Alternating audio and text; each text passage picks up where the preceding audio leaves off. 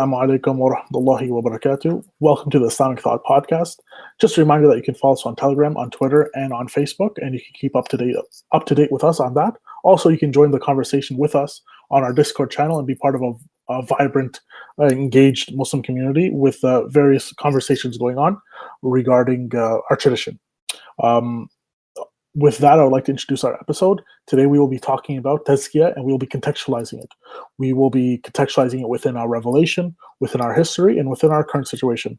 With this, we hope to reorient our perspective on what this science or what this art is, how it or the lack of it affects us and affects our pursuit of Allah. With that, I would like to introduce our guest, Zohair Rahman. Assalamu alaikum. Wa alaikum salam wa rahmatullahi wa barakatuhu. Jazakumullah khairan for inviting me once again. Alhamdulillah. We had a very good couple sessions on the fitrah. Now on to another heavy and meaty topic, inshallah. With that, we're going to start off basically where Tazkiyah is mentioned in our nusus, in our texts. And that way we can contextualize it with a revelation, and then we can move forward. So if we want to start off. Yeah, so, the concept and the word Tazkiyah is definitely a Quranic term because it comes from the word zakat, which you find in the Qur'an, which obviously means to purify. Zakat, when I say zakat, I don't mean zakat like the charity that's given. The same root is actually given there because the idea is that zakat is meant to be a purification of a person's wealth that they've earned.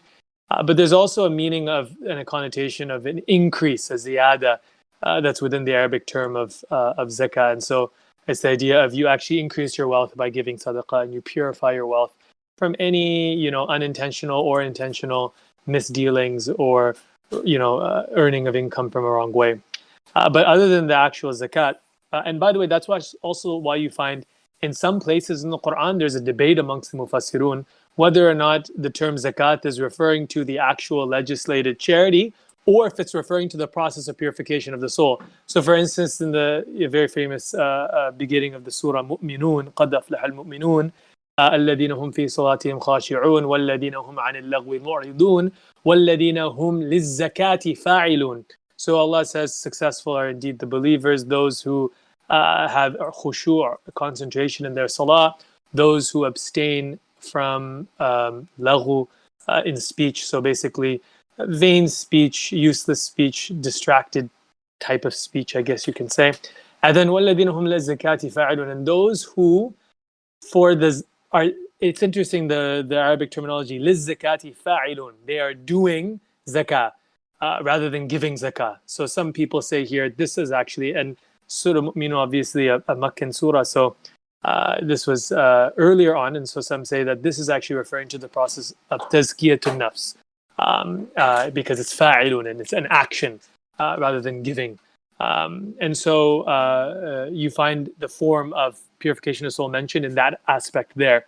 Other places in the Quran, very famous, of course, in Juz' Amma, you have in Surah A'la and Surah Shams, you have قَدْ أَفْلَحَ مَنْ تَزَكَّى وَذَكَرَ اسْمَ رَبِّهِ فَصَلَّى. And by the way, that really shows us the path to purification. So certainly the one who succeeded is the one who has purified, engaged in purification.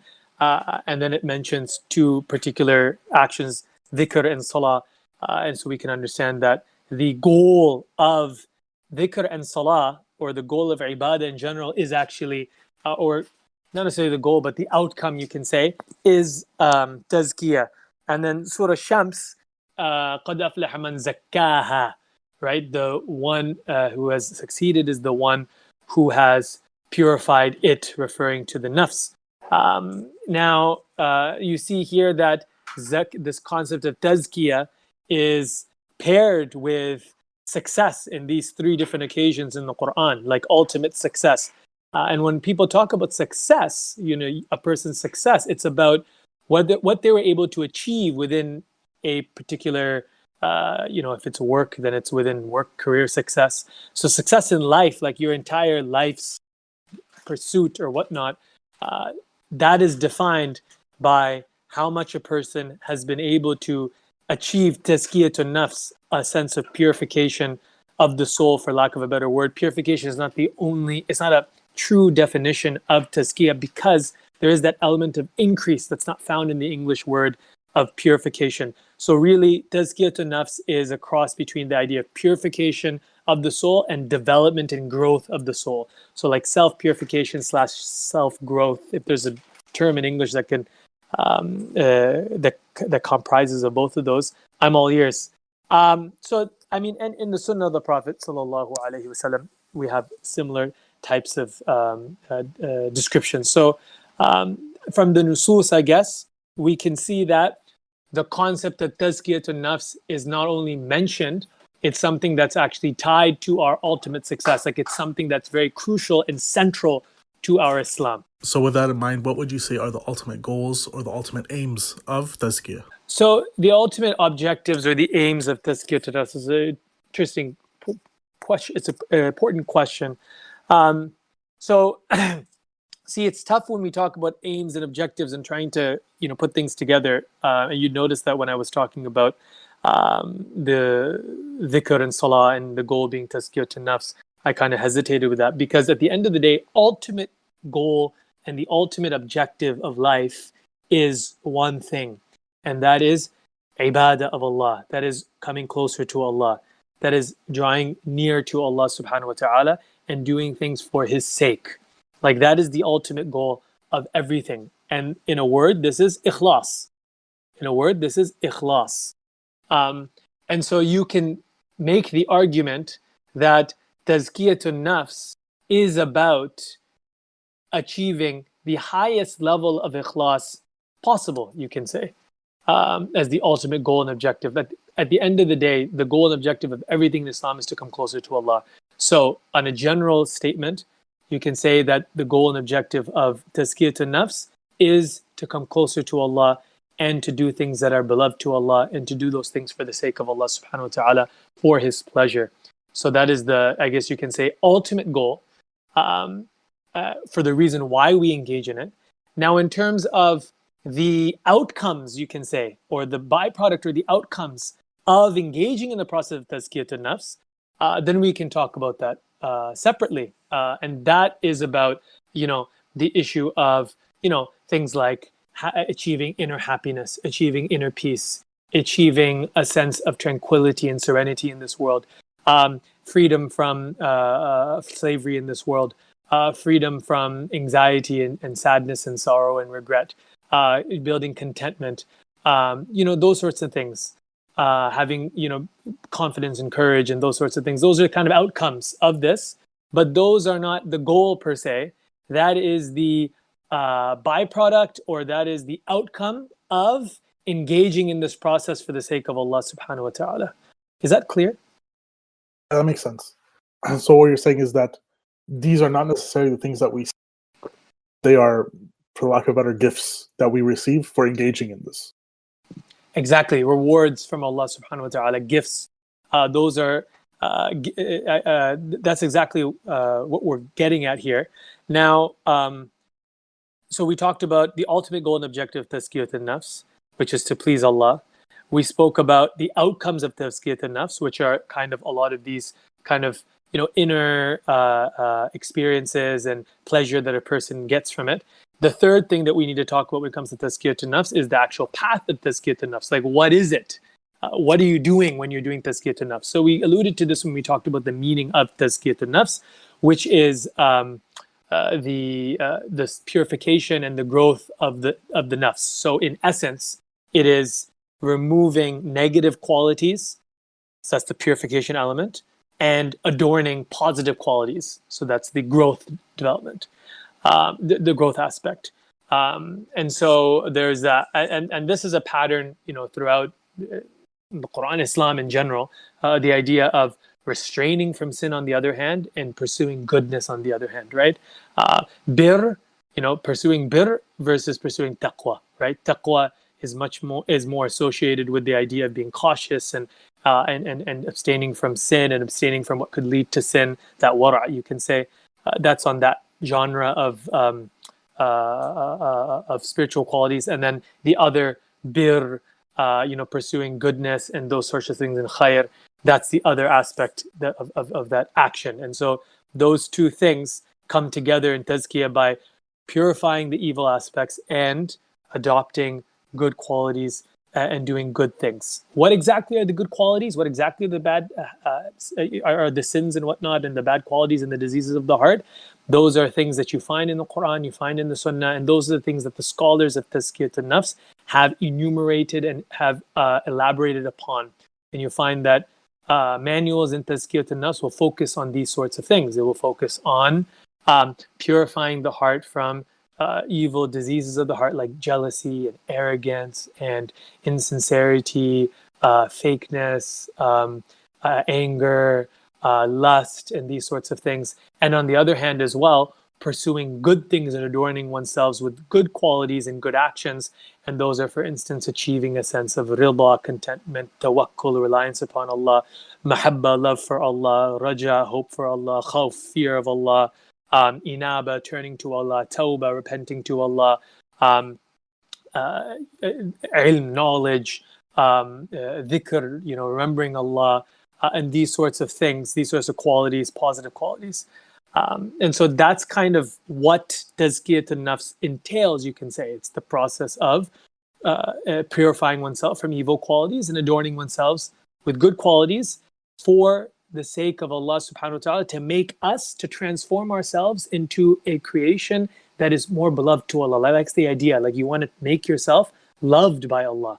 And then that is all for the sake of Allah subhanahu wa ta'ala, and its outcomes are, as I mentioned earlier, there's the dunyawi outcomes of happiness and contentment and peace and tranquility, and then there's the akhirah outcomes. And I should have mentioned this as well, which is obviously salvation from the hellfire, salvation from punishment in the grave, salvation from punishment in this world as well, and of course achievement of Jannah. You mentioned scholars of this science, for the lack of a better word. These scholars recognize that although the evils of the soul are the same, some eras we are more vulnerable to one more than the other. For instance, today you might say that we're far more vulnerable to lust. With this in mind, can you give us a survey of Tazkiyah over the centuries, kind of in this historical context? I see. So definitely, as you can say, the field of Tazkiyat al-Nafs, which is really an art and a science kind of together, how it kind of developed and grew as almost a separate field of inquiry or a separate field of study. And it's even odd to say it like that, of study, because of course Tazkiyat al-Nafs is a practice. It's not like ulum al-hadith and usul al-fiqh, where it's an intellectual exercise at its root. And so you really find, so Tazkiyat al-Nafs and seeing people as almost specializing in this field, it really starts around the 2nd century after the hijrah of the Prophet sallallahu alaihi wasallam. You find, for instance, people giving terms of zuhud. So people would say this person was from the zuhad, or this person was a zahid or a zahida. And what they're referring to is that this person particularly practiced or advocated or encouraged a sense of zuhud. And zuhud means in Arabic is really a sense of, I think that one of the best ways to understand it is like, people say zuhud is like asceticism, right? And I think that that's that's more of a Western term to kind of describe hermits in a mountain or something like that. Zuhud, because for instance, the 10 Ashra al-Bashara, the 10 promised Jannah, so many of them, of the companions of the Prophet sallallahu alaihi wasallam, were very wealthy, and you would still consider them zuhad. And so it's not about how much wealth you have or whether or not you've shunned this world. It's more about your relation and the relation of your heart to the dunya. And so zuhud is really more of an apathy, you can say, an apathy of the dunya. And a person seeks after the dunya as a means to positive ends, right? Providing for the family, giving charity, supporting the cause of Islam, those sorts of things. So in any case, people would refer to different people as zuhad, and really they meant it more in that aspect of really kind of shunning away from the dunya and its pleasures. And as you alluded to, every era has its own fitna and its own situation. And every ummah, I mean, this is the ummah of the Prophet ﷺ, I meant every time and place within our ummah, there are different kind of collective societal issues that would make certain issues more prevalent than others. And so right early on, with the Umayyad dynasty, then right after the Abbasid dynasty, you have this golden age of Islam that they call it. Golden age really in regards to the material advancement of Islam, knowledge, technological advancement, scientific understanding, philosophy, economic prosperity, all these sorts of things, and obviously political dominion and those sorts of things. This is really what flourished at the time of the Abbasids. And this is when you had all this wealth coming in and many Muslims were very wealthy. So many of the scholars of Islam, the early manifestation of kind of a specialized view of Tazkiyah nafs was this aspect of shunning the dunya and warning Muslims not to become enamored with the glitter and gold of this worldly life. This is actually a hadith of the Prophet ﷺ saying that the trial of this ummah, he doesn't fear for us poverty, he actually fears for us the trial of wealth. So this was a prophecy of the Prophet Muhammad ﷺ that had come to pass. And so that was kind of what it was at the beginning, this kind of second century manifestation of it. It was this focus on zuhud and, shunning away from the dunya, and encouraging people to think about the akhirah. At this stage, it wasn't really a separate field of knowledge. It was kind of, you had aphorisms from scholars. So for instance, Hassan al-Basri is a very famous scholar, 110 after the Hijrah, he passed away. So he's an early scholar, and many, beautiful aphorisms are related to him in this aspect of tazkiyatun nafs, right? And statements about zuhud. You have also people like Ibrahim ibn Adham. And so here you have people who are not necessarily known for their ilm in hadith or fiqh, but are known more so for their kind of, their zuhud and their wise sayings and those sorts of things. So that's what you get with Ibrahim ibn Adham. There's that famous kind of, I don't know if you want to call it soliloquy or if you want to call it, it's a beautiful passage that Ibrahim ibn Adham, he was asked, why is my dua not answered? And then Ibrahim ibn Adham enumerates, it's because you know Allah, but you don't, love him or fear him. It's because Jannah is true, but you don't run to it. Hellfire is true, but you don't run away from it. The Prophet ﷺ is true, but you don't follow him. All these sorts of things, right?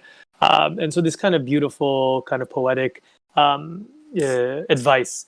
Bishr ibn Harith passed away 152 after the Hijrah. Same situation, didn't have any, it said he didn't have any shoes, lived a very kind of ascetic life. Fudail ibn Iyad, the ex-highway robber who, had a religious awakening, he became an alim, and then he kind of focused more on the zuhud aspect. So you see this trend in response to what? In response to the wealth and a lot of the ghafla that was happening at its time. In our times, as you mentioned, the challenges are different. I mean, we still have the issue of wealth, but there's even almost added issues that come along with today's living. And I would argue the two main issues of today is, on the one hand, fahisha, and on the other hand, distraction, or you can say ghafla, or you can say a sense of khawd. But really, distraction and fahsha are like the two fitan or fitnatain of our times. These Lewdness? two. Sorry? Would you translate that to lewdness? Fahsha is, lewdness, sexual indecency. The access to these sorts of things is unprecedented in human history. And distraction. And people don't see this as much as a big problem.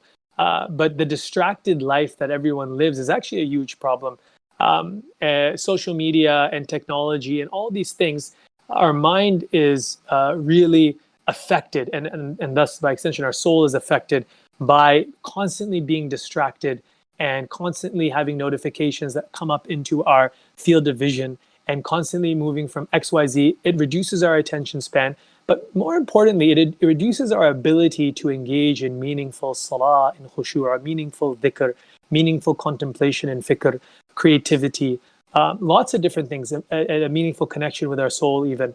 We've lost the moments of life that were once upon a time boring, right? Like standing in line was never something that you'd be able, you'd have to be there, sit, wait, throughout the day. Now, because of the phones, you can pick up your phone and you can amuse yourself.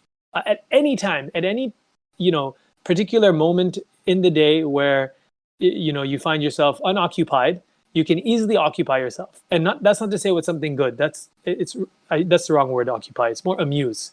If you find yourself unamused, you can easily amuse yourself. And it's just destroying our spirits in that sense. And this is not something that's, what I'm saying is something that is revolutionary or anything like that. Everyone has recognized the ills of the distracted lifestyle that many people are living in the 21st century, Muslim and non-Muslim as well, because there's so many negative impacts of that. And of course, the fahsha aspect, which is destroying marriages, families, our psyche, our souls, again, so many different issues there. This isn't the case, but definitely we should be really focusing, the people who are interested in Tazkiyah nafs should really be focusing on helping the Muslims overcome these particular challenges. This brings up an interesting point where we now see that, okay, traditions across human cultures, all of them have this concept of self-growth, self-development, where they recognize the same ills that we recognize: jealousy, hatred, anger, distraction, and they develop a spiritual system to deal with that. Like even the case where we see atheists who don't believe in any deity, who don't believe in any ritual aspects per se, have developed mindfulness techniques and things like that to counteract what they see as ill of the soul, whether they call it that or not. So with that in mind, knowing that non-Muslims also deal with these things, what makes Islamic spirituality, if you want to call it that, different? What makes it intrinsically better? Very, very important discussion to have. So I want to really preface this discussion by going on just giving a bit of background to this concept of what is it that makes Islamic spirituality, or the concept of Tazkiyah nafs, unique, you can say. Because as you pointed out, spiritual development and whatnot is not necessarily, something only Islam preaches. And I want to take us back really early on. As you mentioned, atheists and stuff, they'll advocate for mindfulness and all this stuff and meditation because of the positive effects that they see in a person's life who engages in that. They'll also speak out against, ills that they recognize to be ills because of, evil consequences or negative consequences in the dunya. And so that includes even issues of fahsha. I mean, there's movements within non-Muslim circles and websites that are made to actually help people overcome these sorts of addictions. And these are totally secular. And obviously issues of jealousy and arrogance and whatnot, this is generally something that people understand, whether they're believers or not. So this really gets us to the point of what is Tazkiyah nafs in Islam, and why, a person has to be wary of just kind of taking from a lot of other traditions and kind of putting it together, because they can falsely think, oh, we all have the same goal here, right? Like many Muslims have started to really buy into this mindfulness, craze, and this mindfulness, you can say, phase that, society has really gotten into. And because they think, oh yeah, mindfulness, spirituality, feeling good and feeling spiritual, that's a Muslim thing. And so then they'll engage in mindfulness as well. And many Muslims, they'll claim to be mindfulness practitioners. And I just find that very shocking, because as we know, mindfulness is coming from either from a Buddhist paradigm or from a Hindu paradigm. And so, but they'll focus on that, and they'll say, oh, this is a Muslim mindfulness. And I have no problem with the term mindfulness. I mean, it's an English word. There's some people who have suggested that the term that people are using in English, mindfulness, has already existed within Islamic tradition, and it was known as muraqabah, like a sense of awareness that Allah is watching us and hearing us and whatnot. So I have no problem with the term itself. But when Muslims say that, and then you find that what are they doing? And they're doing, the actual exercises and practices that like a Buddhist meditation guru would be teaching their class. So that becomes a bit of a difficult issue. And so it's important for us to understand that our goal of Tazkiyah nafs is the pleasure of Allah. oftentimes this is confused with seeking the pleasure of our own souls and selves. So this is something Ibn al-Qayyim, who's 8th century after the Hijrah, Muslim theologian, he's a polymath really, theologian, legal, legal scholar, an usuli as well, hadith scholar. He was also a doctor, and he wrote as well on issues of, the philosophy of science and whatnot. So he was a polymath in the true sense of the term. He died 751 after the Hijrah, and one of his beautiful contributions to the field of Tazkiyah nafs, he's writing at a time, so it's 8 centuries after the Prophet ﷺ, where a lot has been written about Tazkiyah nafs in our tradition. Like there's a rich tradition by this point, by the 8th century. Lots of books have been written, orders have been made as well, with particular practices and particular shuyukh at the top of these orders and these tariqas that would bring in and initiate people into these orders and help them on their path to Allah by giving them advice on practices and whatnot in a sort of a mentorship role. So that's happening from a practical aspect. Books are being written from an intellectual aspect by many scholars, and so and all that is great. And then you have Ibn al-Qayyim coming after, and he's seeing a trend within this Tazkiyah nafs in general, of people focusing on what Ibn al-Qayyim calls the ladha, just the pleasure of the self. So they end up, it's more of a worship for the sake of the feeling of worship, rather than worship for the sake of the pleasure of Allah. And so you found that many people were preoccupied with experiencing particular states. The focus was on experiencing particular states rather than the focus on committing to the path of the Prophet Muhammad sallallahu alaihi wasallam. So there's really these two aspects. There's the experience, and then there's the actual action that you're doing. And so, for instance, just to make this clear, I'm speaking in abstract terms. The salah, for example. The salah is, of course, from the sunnah of the Prophet sallallahu alaihi wasallam. And when I say that, I don't mean from a from an ahkam perspective, like a sunnah, like it's an optional thing. I mean sunnah from the aqidah perspective, that this is the path and the way of the Prophet sallallahu alaihi wasallam, that whoever disassociates with that they're no longer upon the path of the Prophet sallallahu alaihi wasallam. And so, the salah is, of course, an obligation 5 times a day. There's a particular way and method that we're meant to practice the salah, and that's all been outlined for us in the books of fiqh, in the books of hadith, in the Qur'an. All this has been outlined for us. So that's the action of salah. So for Tazkiyah nafs, for example, say you have a person who's maybe praying or not praying. So one aspect, of course, of Tazkiyah nafs would be considered part of Tazkiyah nafs is starting to pray 5 times a day, right? That's very important. And it's an obligation. Now, there is the actual action, and then there's the experience of the prayer.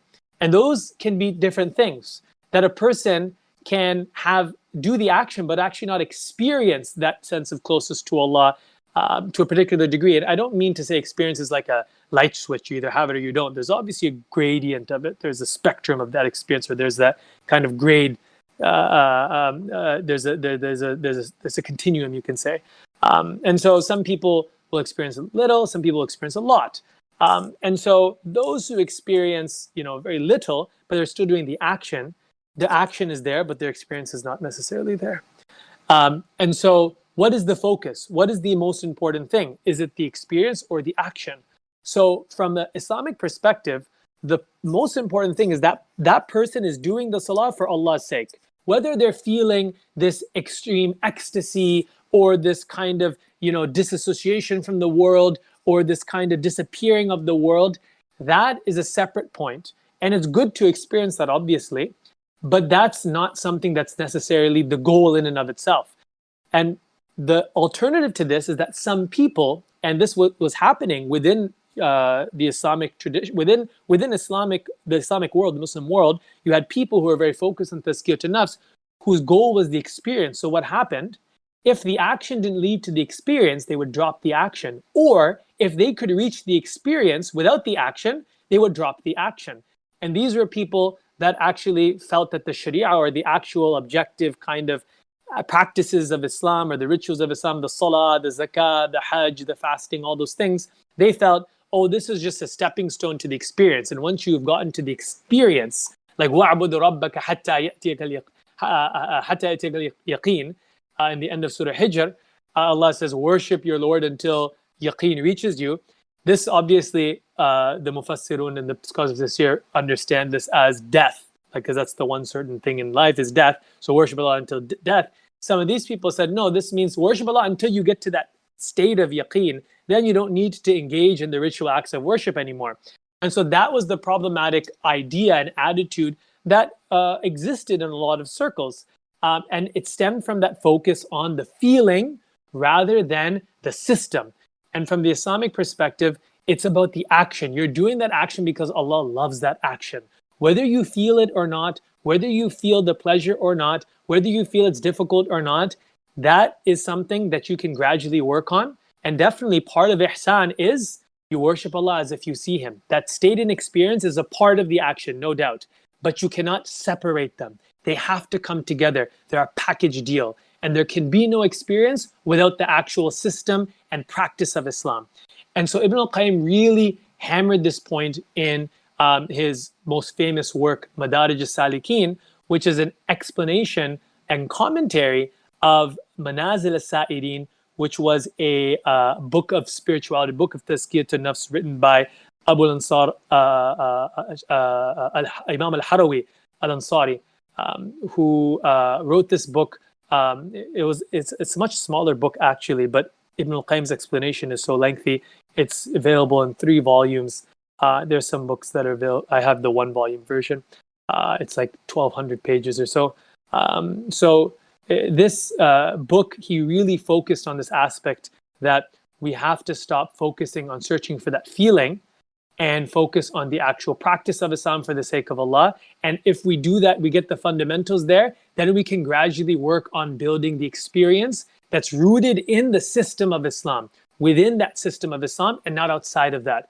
And one of the most important points that he brings to people's attention is that, and this is a very interesting point, and it comes back to then your question, or what you touched on with your question, which is the idea that, and he said this, he says, the feeling, so he's talking about a particular state that a lot of people seek to experience. And this is this experience where a person kind of disassociates from this world, disassociates from himself, feels like he is one with the world, or feels that his self has become an illusion, and that he has kind of reached this state of, in Arabic it's known as fana, extinguishing of the self.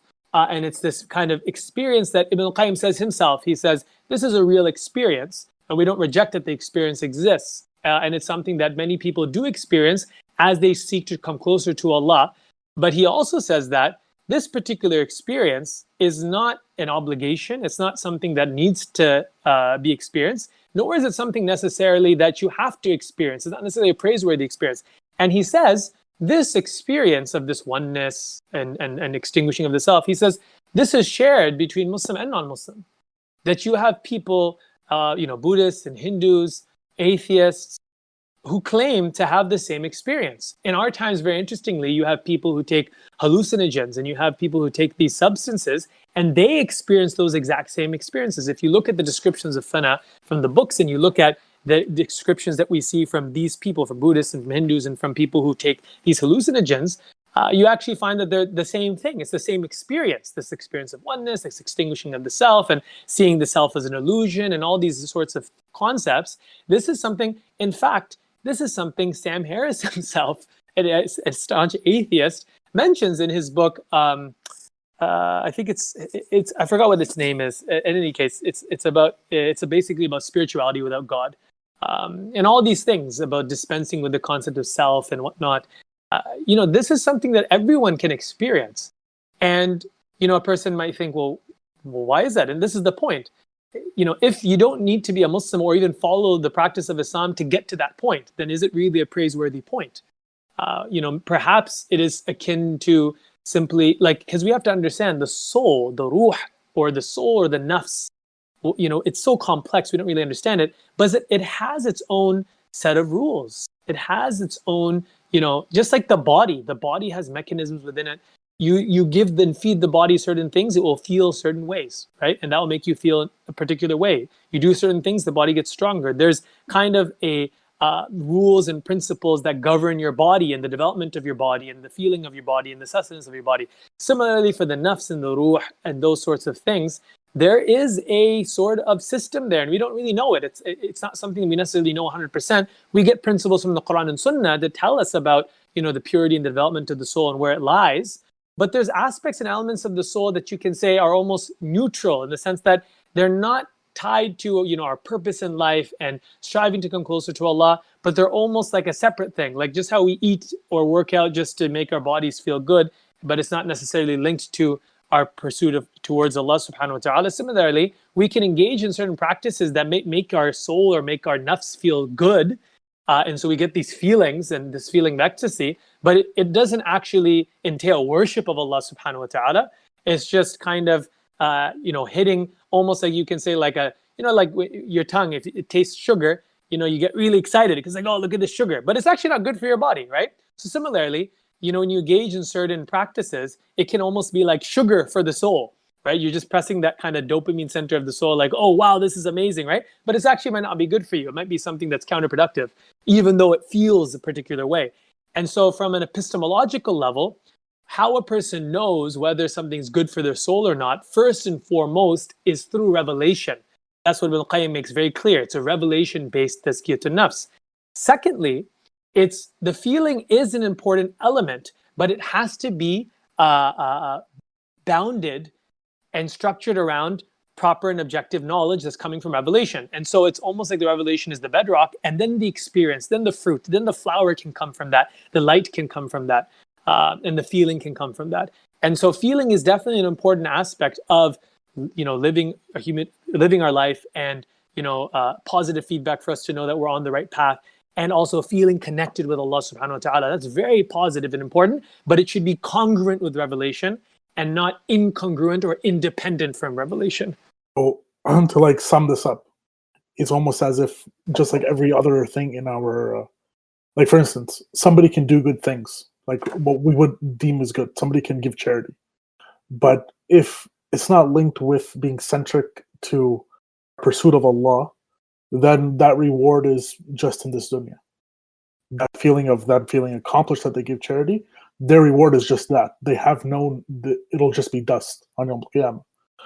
Similarly, that's the kind of what I was looking at, that this action of trying to purify and grow the self, the nafs, the heart, is just that. There's some people whose reward will just be in this dunya and not in the akhirah. No, very good point. Yeah. And so that's definitely the case. So all the positive effects of trying to remove jealousy and whatnot, if it's not for the sake of Allah, then of course it's just going to be the benefits in this dunya, and there will be benefits in this dunya for the person who does that. Self-development, self-help, you find that's such a common genre of our time. People are looking for self-development and self-help, and you find a lot of concepts that are very similar to Islamic concepts, similar to Islamic aims, and some stuff as well that's not necessarily antithetical to our tradition or something that goes against our tradition, and are interesting strategies for helping with jealousy, helping with arrogance, and those sorts of things. Cognitive strategies, behavioral strategies that help us kind of change our mindset and attitude towards other people and those sorts of things. So that's positive. And but as you said, if it's not for the sake of Allah, then the benefits only in this world. And I want to say this one thing. You mentioned that point. Oh, you give charity, and then a person feels good. Right? A lot of people talk about that. When people talk about why should you give charity, why should you be grateful, everything comes back to, oh, it will make you actually feel good. It will make you feel fulfilled. It's all about the feeling. It's exactly what Ibn al-Qayyim was saying, right? Now, that feeling I want to mention. Why is that feeling there? The feeling is an indication that you're doing something that is good for your soul. And so then you feel that pleasure, right? That pleasure or pain, on the contrast, carries epistemic value in the sense that it's an indication that, hey, these are the things that you should be doing. And it's something we should encourage other people to do as well. The idea is that it's not the be all end all. It's a sign, right? It's a sign you're on the right track, but it's not meaning you are on the right track necessarily 100%. So it points you in the right direction, but you need to use your other faculties, your intellect, your rationality, your moral sense, all these things should be invoked or should be utilized to try and discover what are you meant to accomplish in life and how are you supposed to live in life, right? It's insufficient to just say, oh, based on what I feel, right? Because, I mean, you're ignoring, this is a whole other topic in and of itself, and we kind of touched on it when we spoke about the fitrah. And I've written some articles actually that'll be coming out soon that will go into this in a lot of detail. Suffice it to say, the point is that that feeling of good is an indication and should not be the goal. Like, oh, I want to feel good, therefore I'm going to give charity so I can feel good, right? Then in reality, are you really doing it for the sake of goodness? And this is this problem in psychology, social psychology, where people say, does altruism actually exist? Because the reason why people help other people is, number one, because they want a favor back, so it's reciprocity, or number two is because they feel good, right? So they just want to feel good. Oh, it feels good to help others, so then they're actually doing it for themselves. Both ways. And so the way out of this problem is, of course, you're doing it for the sake of Allah subhanahu wa ta'ala. That's the only way for true altruism to actually exist, and for it to be something meaningful and to be something that would actually be of benefit in the next life. Because otherwise, you're just doing it for yourself, really. And so that's what I wanted to say about that in particular. Yeah. So within trying to pursue Allah and trying to develop oneself and trying to grow and purify oneself to try to become more pleasing to Allah, we obviously don't want to displease Allah within that process. And this comes to a point where, the age-old debate within Tazkiyah is, where does the line get drawn between experimentation and trying to develop these things? Like, for instance, khushu in salah, one might try to use different surahs or have a certain place where they pray, or they might have certain, not rituals, but certain ways about doing it. Where does the line get drawn between this experimentation or this tajruba, and when do you fall into bid'ah?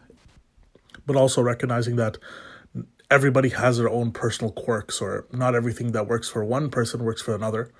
So how does then also personal preference fit into this? So this is the concept that you hit on, is the concept of spiritual personality. And there's an article that I wrote with Dr. Nazir Khan, my teacher and mentor, about the concept of spiritual personality, which is an idea that you find within the Islamic tradition. You find it within, you find it even within the Qur'an. And for those who are interested, they can check out the article and you can see all the proofs and references there for the concept itself. The idea is that people, and I'll just quote Imam Malik, for example. Well, just the basic idea before I quote the story from Imam Malik is that a person's personality, so Allah created us in different personalities, different tendencies, different preferences and whatnot. We're different people, we have different personalities. Everyone has a unique personality. And based on that personality affects our preferences, the types of careers that we want to pursue, the types of activities that we engage in, the types of sports that we like, all these sorts of things, hobbies that we do, the friends that we make. Like, our personality is a strong influence and contributing factor to all these different aspects of ourselves. So the idea is that, of course, then personality should definitely influence the way that we practice and approach Islam as well. And it will be different from person to person based on their personality. So for instance, Imam Malik was once asked, how come you're just sitting here all the time, just in Medina, just narrating hadith, and you never leave, and you don't go for any expeditions and these sorts of things. And so then Imam Malik said, the doors of a'mal are like the doors of rizq. Allah opens and closes some of them for different people. As for me, the bab al-ilm, the door of knowledge, has been open. And as for those other doors, they have been closed, right? Or I don't know actually if he said that, particularly those doors have been closed. But he said that as for me, the door of knowledge has been open, alluding to the fact that that is his avenue. That's his personality. That's what he likes to do. That's what he finds naturally appealing to him. And so that's what he focuses on in Islam. And so from this, we can understand that in Islam, it doesn't mean, oh, you pick and choose whatever fits with your personality and you just do that. No, what it means is that there's this is the whole concept of the prioritization in Islam, right? There's the obligations that everyone has to do. And generally speaking, the obligations are quite diverse. In general, the ibadat in Islam is quite diverse, right? Like, the type of khair that a person can do is very broad. It's as broad as life itself. And the 5, pillars of Islam are all, well, really after the shahada, which is something everyone does. The other 4 are really diverse. Like, salah is very different than fasting, which is very different than giving charity, which is very different than going on a pilgrimage.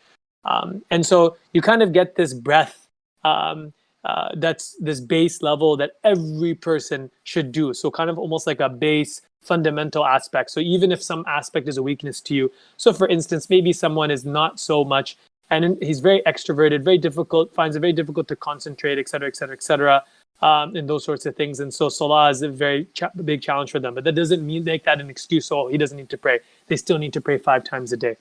And so this is the personality that influences. After the obligations, what are the voluntary acts that you're going to run to come closer to Allah? And so oftentimes personality really determines that.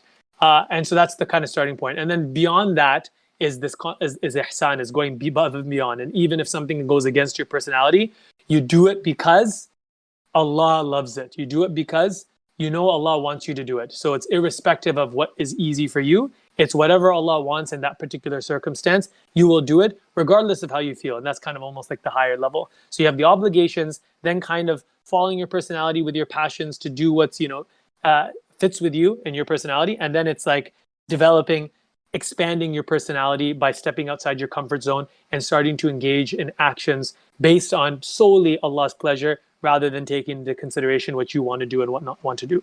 Now, the particular question you asked are about things like strategies for achieving khushu', particular, when to read Qur'an, when to do dhikr, and these sorts of things. These, again, will change according to not just a person's personality, a person's social situation, a person's financial situation, a person's practical situation, where they're working, when they're working, the hours that they're working. All these things will then influence how a person practices their Islam. So, for instance, someone who's working, night shifts, it's going to be difficult for them to pray tahajjud because they're working at that time. So they may be more focused on duha prayers, for example.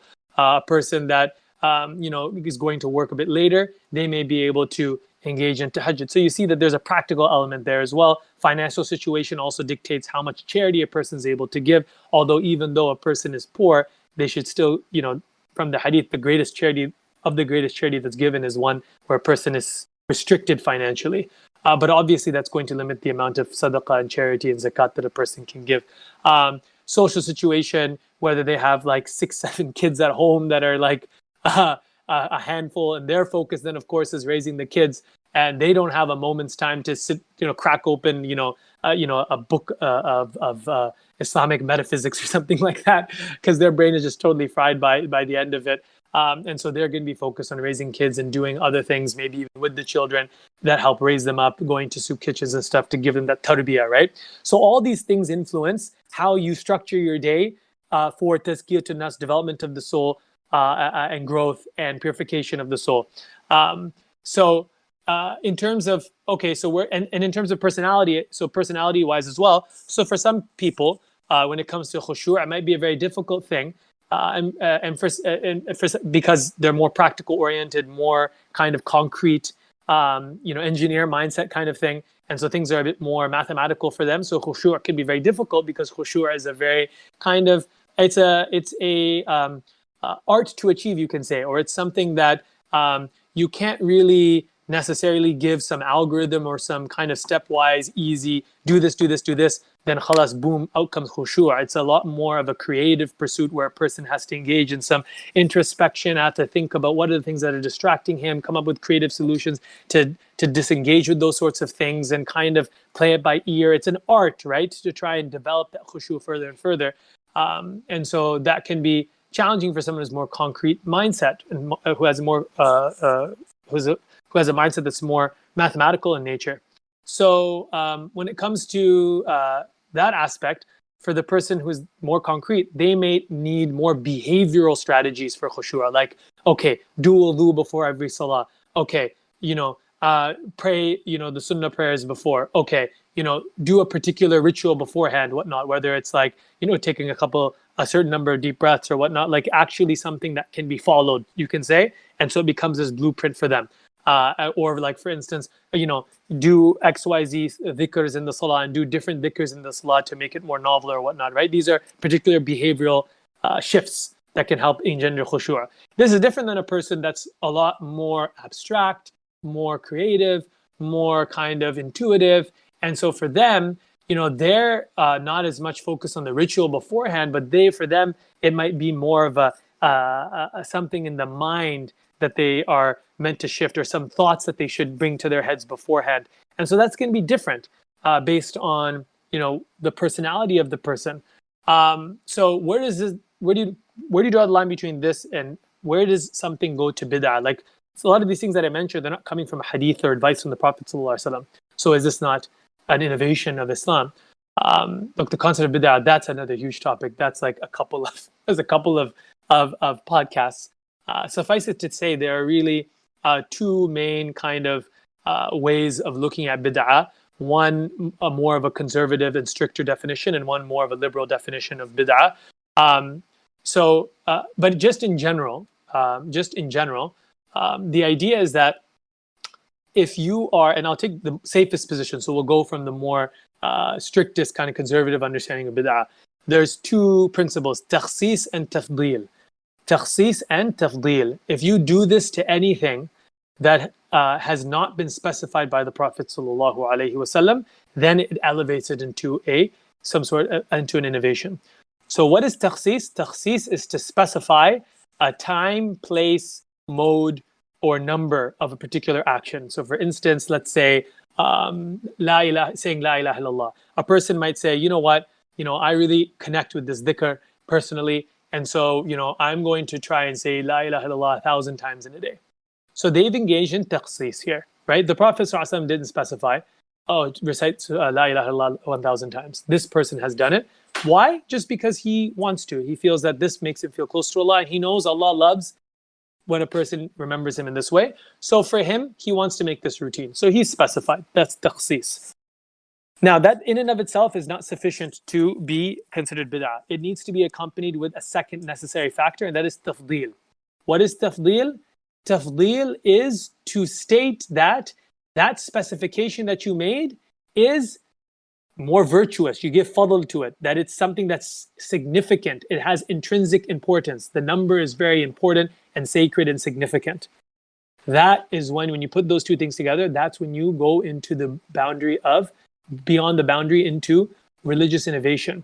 And so you can specify lots of things to do things for help you with khushu', but you can't then go and tell other people, this is how you should do things, and this is the way that is meant to be done, and this is a special number. If you do this many times, if you say la ilaha illallah 20 times before salah, then you will have khushu'. That you've just engaged in tafdeel. You don't know that that's the case. You felt that that's for yourself, and so you do it, but that's not given any special status. This 20, where did you come up with this number, right? Or particularly saying la ilaha illallah, repeating that before salah. The Prophet didn't say to do that for khushu'. Doesn't mean you don't say that, because of course before salah you can do anything, right? You can do any act of worship to help putting yourself into the zone, and that's not a problem. But the moment that you give it some significance and some sacredness, then that becomes more of a religious innovation. And for this reason, many scholars have actually said, look, when anyone does any takhsis and is very particular about the takhsis, like they're like 10 times, 20 times, or 1,000 times going to do this, naturally they will give it some tafdeel because they focus on that number, they make it a routine. And so many scholars advocate to always break routines that you've made just for yourself, just in case, because the idea is then you become kind of married to that form or that weird or that whatever routine or pattern that you are engaged in. And so for that reason, many scholars have said, you know what, we think it's a good idea just to err on the side of caution and not to engage too much with this. It's fine to engage in this kind of spiritual experimentation within the boundaries of the Sharia, obviously, doing actions that the Prophet ﷺ prescribed and left unrestricted, like you can do them anytime, like dhikrullah, whatever amount of number, whatever, that's totally up to you, right? But the moment that you start to engage in the takhsis tafdeel is that's when you kind of go a bit beyond.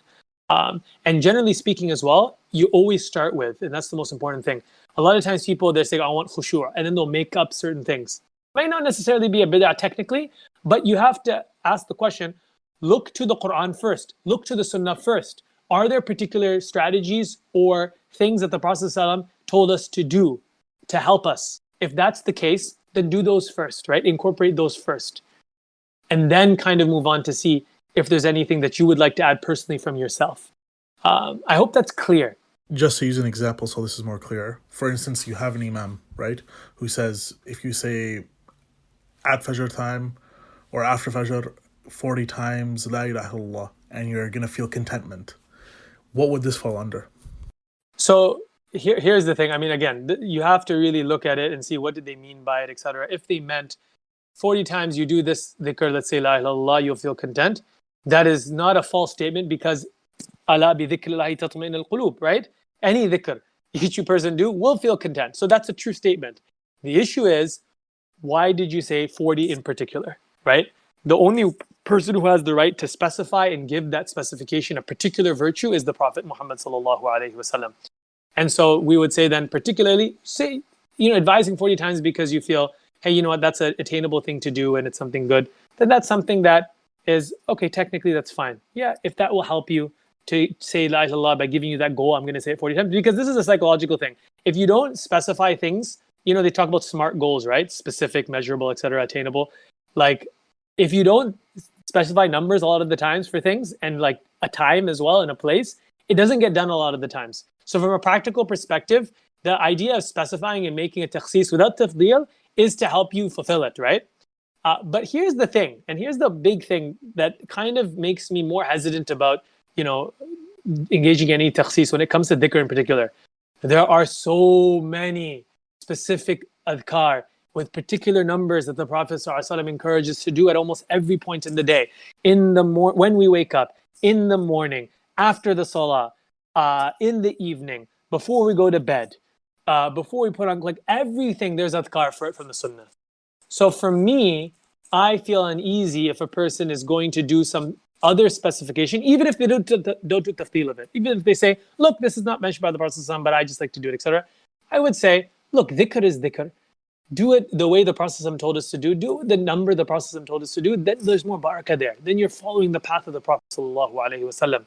And so it's more like, أَتَسْتَبْدِلُونَ الَّذِي هُوَ أَدْنَى بِالَّذِي هُوَ خَيْرٌ. Like, why would you particularly follow this 40 pattern of this dhikr when in the morning the Prophet ﷺ told you to say this dhikr, 4 times, to say this dhikr 3 times, to say this dhikr 7 times, to say this dhikr 10 times, to say this dhikr 100 times, right? And that's there for us.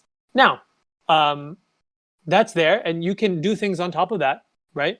And it is said, for instance, Ibn Taymiyyah rahimahullah would recite Surah Fatiha multiple times in the morning, even though that's not something that was specified by the Prophet sallallahu alaihi wasallam, and that was something that he found a special connection with that surah. So he said that he recited that really for himself. So technically, it's not really, like I said, a bid'ah, because there's no tafdeel that's given to it in that circumstance.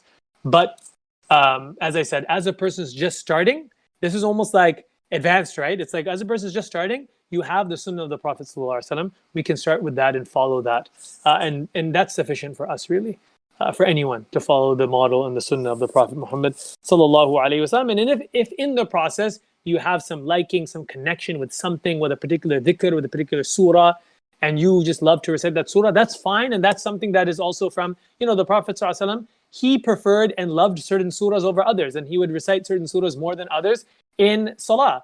Surah Duha and Surah Inshirah, he would recite together. And you can see that. I mean, that's obviously, those surahs are beautiful surahs, like divine counsel to the Prophet Muhammad sallallahu alaihi wasallam during a difficult time in his life, right?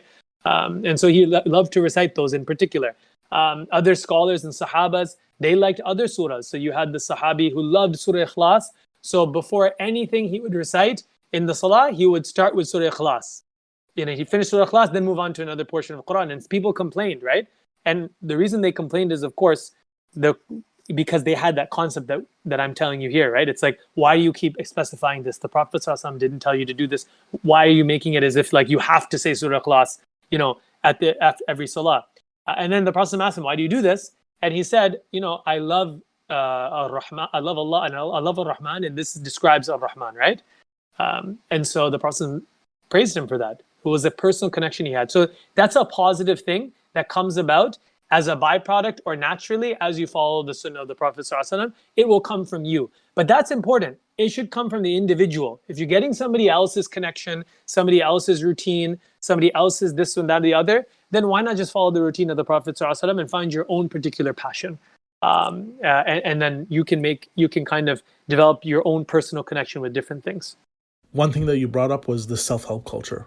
What aspects of this that has become very popular now amongst everybody, non-Muslim, Muslim, might influence our pursuit, and how does these cliches kind of enter into our psyche and might disturb our pursuit of Allah? So the main thing, honestly, with the self-help industry in our times is it is very individual focused and ego focused and not God focused. And you find so much of the self-help is about elevating the ego and the nafs rather than humbling it. And this is an important point. Empowerment through, it's like it's self-empowerment, right? People always talk about being empowered, blah, blah, blah, all this stuff. From the Quranic Islamic perspective, empowerment is through being weak before Allah. Richness is through being impoverished before Allah. Izzah and honor is through being humbled before Allah subhanahu wa ta'ala. We find our strengths and true human strengths in our worship and servitude and devotion to Allah subhanahu wa ta'ala. And that is where we draw our strength from. That is where we draw our moral motivation from. That we are here to emulate the names and attributes of Allah subhanahu wa ta'ala and to come closer to Him and to know Him more through acting upon the qualities that He possesses. This all falls within the paradigm of Tawheed. So the Islamic Tazkiyah nafs is a Tawheedic paradigm versus this modern self-help. It has no actual grounding to it. It's a lot of things that are, like I said, focused on building up the individual. There's no tradition that it's attached to. And if it is attached to a tradition, it's just really, mindfulness and meditation and those sorts of things. And by the way, the reason why, and I always thought, I thought,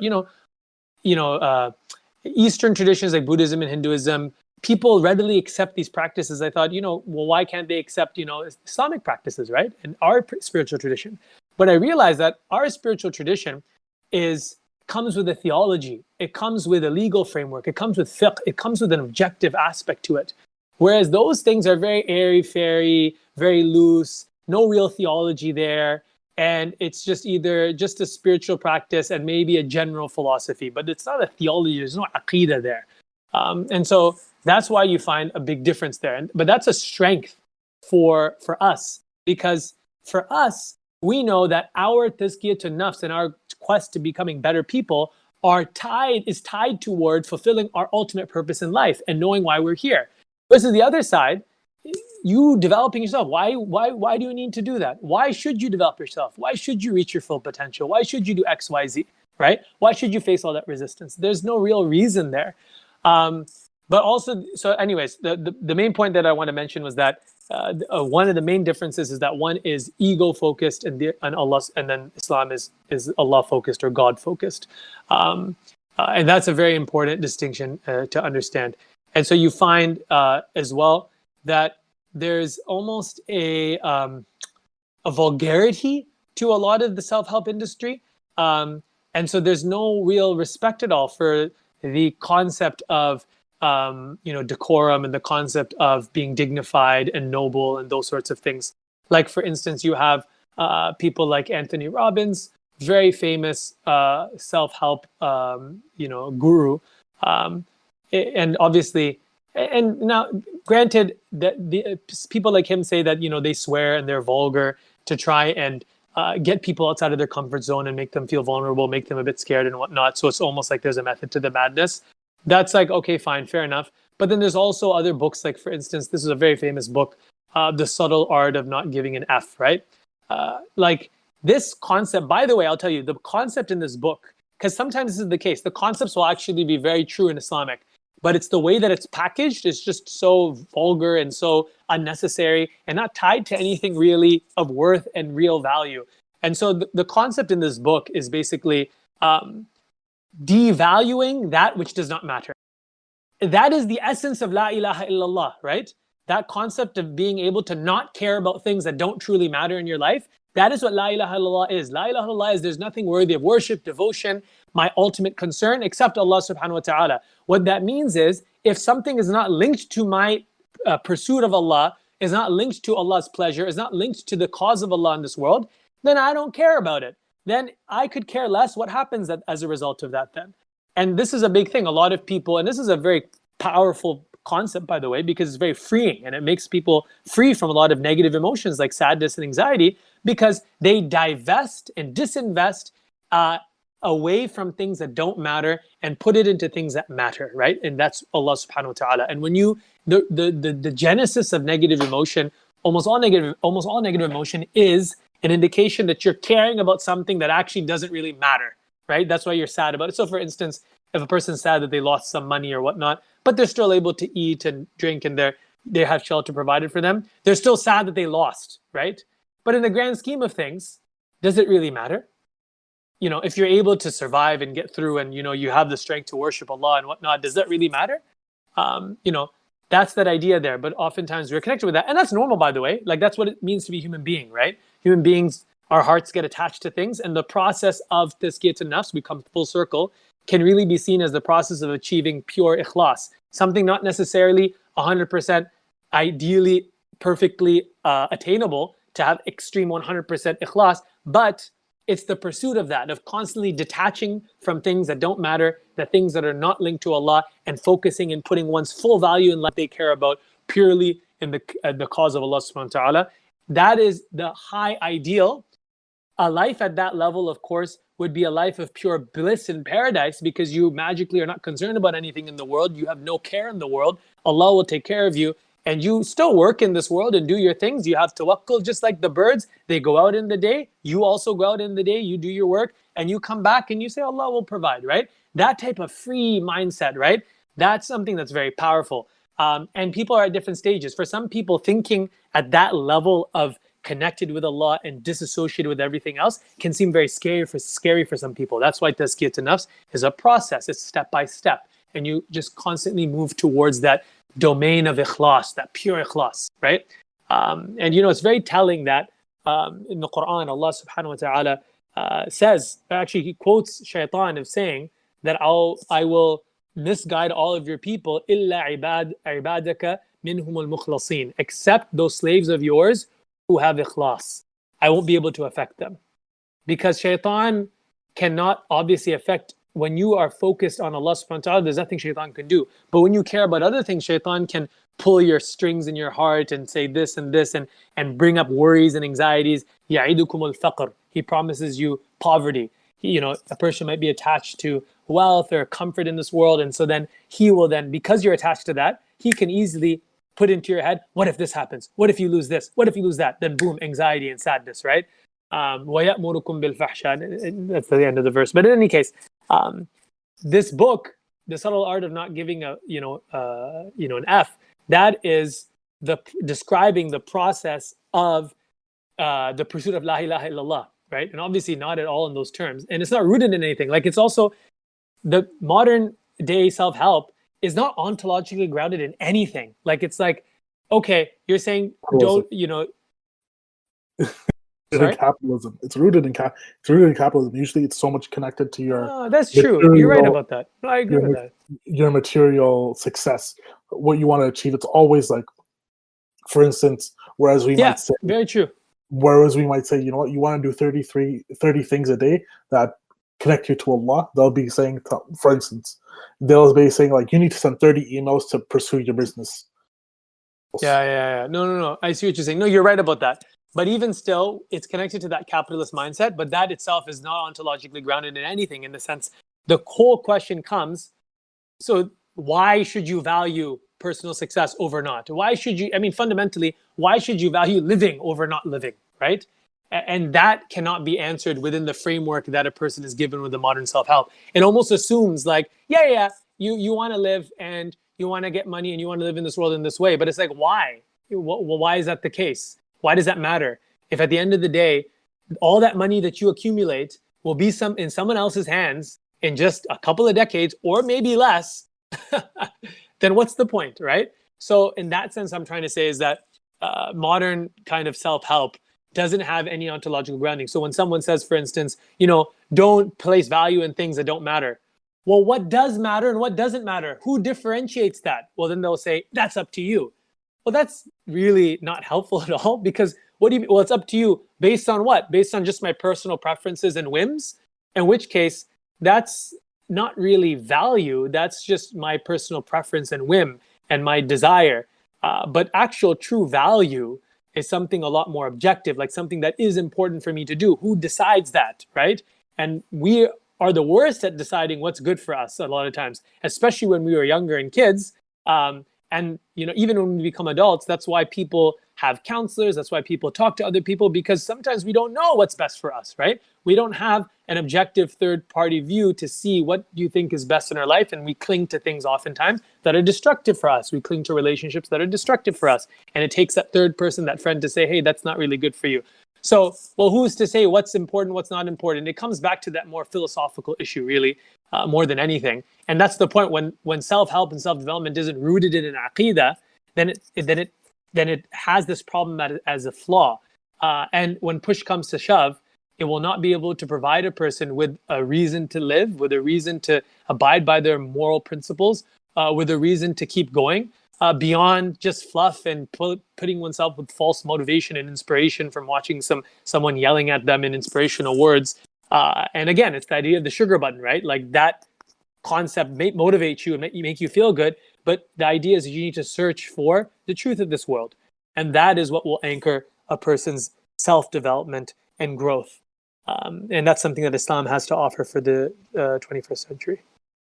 For moving on with this concept of tazkiyah now in the 21st century, a lot of people, when they think tazkiyah to tasawwuf, they have this image or the sheikh who's, on a higher level of consciousness almost. God, they're sitting there. It's almost thinking that tazkiyah, the goal of tazkiyah is almost to be that in the future. Whereas, and I think a lot of people might have that perception. But this whole podcast, there's one story that kept coming into mind when we're talking about tazkiyah in this era, was that like the man who killed 99 people. It's very much a story of tazkiyah. Process of him trying to go through tawbah. And I think, like, for instance, like, hopefully we're like, Allah Alam, who's listening to this podcast, they most likely have not done something worse than this. Right? Husn al-dhan, very good. But that process of him going and seeking help, even though he killed the person, but then going again, and then his process of not even making it to the next town to make hijrah from where he was engrossed in that sin, but recognizing, okay, I need to change my physical location, I need to help me alter my behavior, that stuff. He was in a pursuit of Allah. Just found that, like, for somebody to conceptualize tazkiyah in the way that we're presenting it, not necessarily to look at as becoming that bir sahib or that sheikh, that although they might be awliya of Allah, but if the end goal is Allah, whether you come to him battered and bruised and done the worst things, but you still tried to get to him and you did your best. And then somebody who's, like, for instance, who went through life in this picture perfect way, right, of having those fanat and everything, but the ikhlas wasn't there. I don't know, it's just something that I was thinking about. That's a very good point that you mentioned, and I'm happy that you brought that up, because I think that there's a very important element of tazkiyah that we did not cover, and it's linked to that point that you mentioned, a beautiful point that you mentioned, and that's the question of, is tazkiyat an-nafs a systematic discipline, or is it a creative discipline? And I'm using these terms, they're English terms, but this is really what you find two different kind of approaches to the discipline of tazkiyah. So one of them is a systematic approach, which is organized around, like you said, a particular sheikh, someone that a person gives bay'ah to, someone a person gives allegiance to, and a particular tariqah and whatnot. And essentially the idea is that there is this chain of, that sheikh learned from his sheikh, etc., right? And there's this tested and proven way that a person will be able to attain those states. And by and large, most of these, by the way, do not go outside of, like, the Qur'an and Sunnah, in the sense that, not praying 5 times a day and whatnot. There are definitely some that things like that happen. And there are definitely some where people, engage in other actions and whatnot. But a lot of the times this is difficult to know 100%, because, these aren't books that are written within these. This is knowledge that's imparted kind of in person. And it's not something that, you write books about and write evidences and whatnot. So you really have to live and be in one of those kind of orders to really know the full details about everything. But the point, like I'm trying to say, is that there is a systematic approach. And and there's a particular, levels and whatnot, and there's a state that you want to go to, then the next state, then the next state, the next state, and it's laid out for you, right? Like first is going to be, to use the Manazil al-Sa'irin, Ibn al-Qayyim's book that he commented on, Madarij al-Salikin is the name of his commentary. Like, start with Yaqadha, then you move to Fikra, then you move to Basira, then you move to Azima, then you move to Tawbah, then you move to this. And it's a particular kind of stepwise, ordered fashion, right? And there's a rational element to why one comes before other, et cetera, et cetera. And a person who wants to engage in tazkiyah should follow this and should have some sort of a teacher or mentor that guides him through that and informs them of the practices and the things to be wary about, the obstacles that they might face, the challenges they might face, et cetera, et cetera. So that's one approach. The other approach is what I said is the creative way. And that's really kind of the Ibn al-Qayyim approach that he advocates for in Madarij al-Salikin. And it's not something that he himself started. It was something that had existed before, but he really kind of emphasized and advocated for it in a very academic way, pushing forward this idea that tazkiyah is a creative pursuit in the sense that it's something that's different according to individual. And it goes back to the issue of spiritual personality. Based on your personality, you may start at a different level. Everyone starts at a different point. One person's religious awakening may be at one particular area, might be at achieving one particular state, and for another person is something else. And the next step for someone might be a different thing, based on their personality, circumstances, based on qadr, based on the decree and the destiny that Allah has written for this person. That it's possible, what are the tests that are coming to that person at that moment's time, right? Like, for instance, and this is the point, Ibn al-Qayyim is much more creative, it's much more dynamic, you can say, right? It's very much, you're looking at your life, you're looking how you're feeling, you're being introspective, and you are, making dua, searching to come closer to Allah. You're following Islam and being more committed to following the Sunnah of Islam.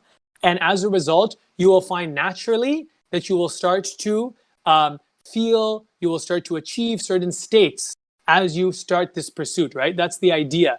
And that's a product of so many things, like your personality, life circumstances. So for instance, a person might be, from a systematic point of view, it might be, now is your time to do, to engage in, let's say, fear of Allah. Like, you must develop fear of Allah here now. It's like, now is this time to develop khawf, and then khashya, et cetera, et cetera. But then maybe this person just got a diagnosis of cancer, or his father or his mother or his family member or loved one just had a terminal illness, or just died, or just passed away, or he just lost his house, or he just, something, bad befell him. At that point in time, khawf is not the appropriate thing to be really thinking about when you think about self-development. For him, at that circumstance, what do you think are some of the qualities that are going to be important for this person to adopt? They're going to be things like contentment with qadr, rida. They're going to be things like tawakkul in Allah for the future. They're going to be things like raja and hope, right? That's going to be for that at that time. So that it doesn't necessarily have to follow a particular pattern and a particular system. Now, different systems are different. Some systems also operate in that kind of way as well. Like I said, it's hard to tell, and some might be a bit dynamic in that sense. But the idea is that one is an individual pursuit. You don't have one particular mentor, and that's it, and you have this kind of relationship that you give allegiance to, but you have many mentors. And it doesn't have to just be the wise man at the top of the mountain. It can be your mother, it can be your friend that gives you a piece of advice. Ibn al-Qayyim mentions a really interesting point in the station of Sima', of listening, of really about becoming a good listener and listening for the signs of Allah. Obviously, the Qur'an being first and foremost. But they also talk about how oftentimes Allah will inspire other people to say something to you that you needed to hear.